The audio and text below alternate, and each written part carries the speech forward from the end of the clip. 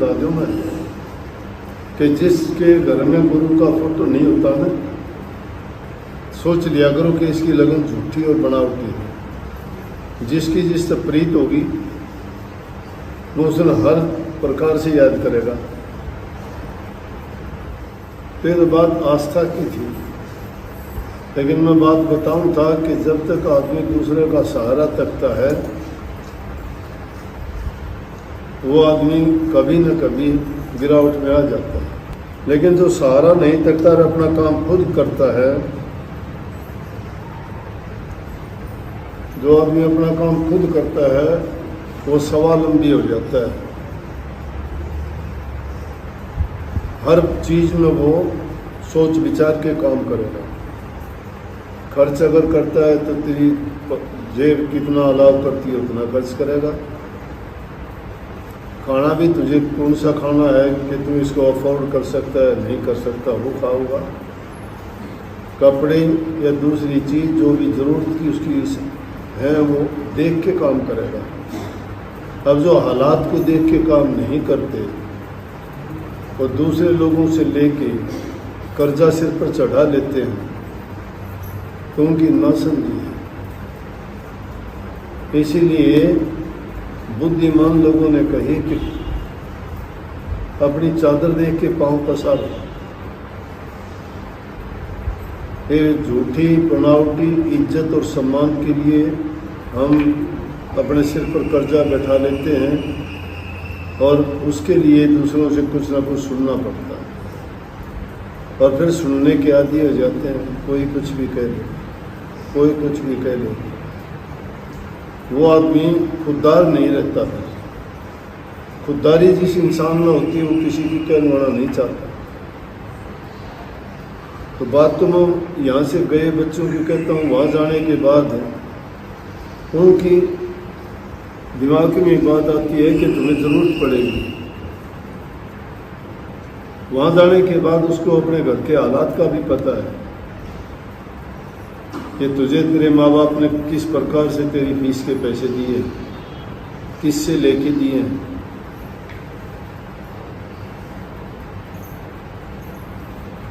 तो इसी तरह कई बच्चे सत्संगियों के बच्चे हैं, सत्संगी हैं, भावना है उनकी, और इस तरह वाले हालात बात में देखता हूँ मैं तो कुर्बान जाऊँ उन बच्चों पे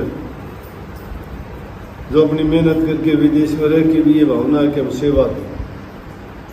सेवा बड़ी छोटी नहीं होती, भावना छिपी होती है उसमें।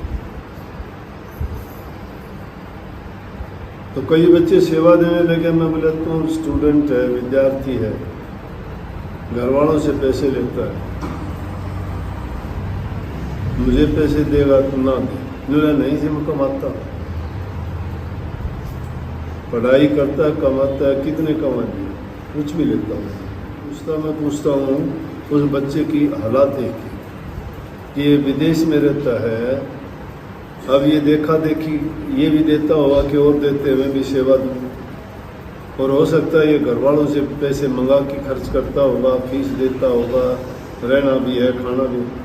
बोले नहीं जी हम सब काम करते हैं, घर वालों से अब नहीं मंगाते, एक बार लेके आए थे। मैं बोले फिर ठीक है, फिर तुम्हारी मर्जी, जो सेवा दोगे अच्छी बात है, क्योंकि एक तो देने की आदत पड़ेगी, दूसरी नेक काम में तुम्हें लगाने से जो लाभ मिलेगा वो अलग बात है, और तीसरी बात तुम्हें कुछ ना कुछ से करने में जो सुख प्राप्त होगा कि हाँ मैंने भी किसी नेक काम के लिए सेवा दी है, तो उसमें एक अलग प्रकार की आनंद की अनुभूति होती है। तो उन बच्चों की हालात देख के बड़ी खुशी हुई। लेकिन उन्होंने कैसे सीख लिया? बाहर जाके सीखा। उनके दिमाग में ये बात आई अगर कल को कोई घटना होती है, कोई बात होती है तो हमारा कोई सहारा नहीं है। लेकिन यहाँ जो सहारे होते हैं ना, तो सहारा पकड़ के बैठ जाते हैं कि क्यों करूँ मैं ना, तो काम। कई आदमी ये बात चली वहाँ पे कहने लगे कि बच्चे यहाँ तो काम करते हैं जी, अपने देश में काम नहीं करते। मैं अपने देश में काम कहाँ है, कौन देता है काम? यहाँ तो जिसके पास जाते हैं काम देता है। काम अगर वो कहता है कि आ जाना तेरे लायक ये काम है तो करेगा। और जो आदमी काम करता है, चाहे झाड़ू निकालो, चाहे सफाई करो, चाहे वो रंग रोगन करो, चाहे वो कोई भी काम करता है, काम काम होता है। काम इसलिए करते हैं कि पैसा कमाता है, पैसा इसलिए होता है हमारी ज़रूरत पूरी करता है, ज़रूरतें हमारी पैसे से पूरी होती है और पैसा काम से कमाया जाता है, तो काम करना चाहिए। काम छोटा बड़ा नहीं है, बुरा काम ना करो, नेक काम करो। नेक काम जो करोगे उसमें कोई इलो उजत नहीं, किसी को क्या दुख है उसमें। वो लूट खसूट, छीना झपटी, हेरा फेरी, कपट, इन चीज़ों का तो नहीं खाता। चाहे वो जैसा भी है, जितना भी किसी भी काम को करके पैसा कमाता है, पवित्र कमाई है वो।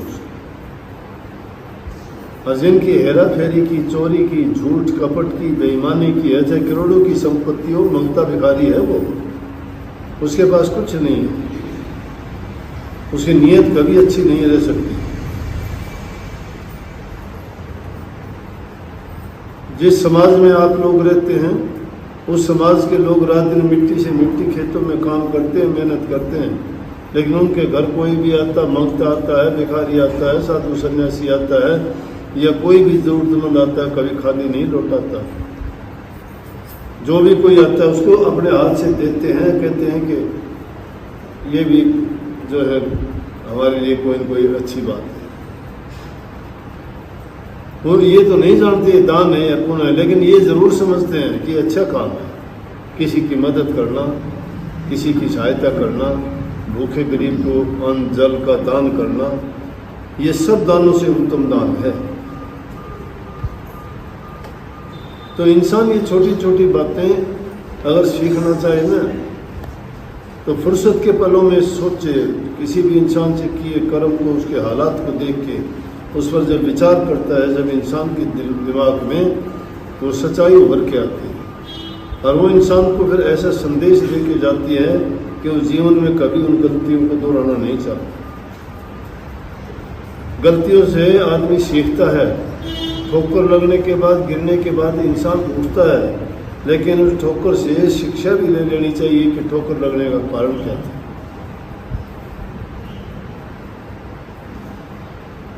अकेली ये बात नहीं है कि तुम बैठ के कह दिया कि दो बात याद होगी कि मैं भगत हो गया, मैं संत हो गया, मैं सदगुरु हो गया, या मैं कोई अभ्यासी हो गया। यूं अभ्यासी नहीं बना जाता, यूं संत नहीं बनता।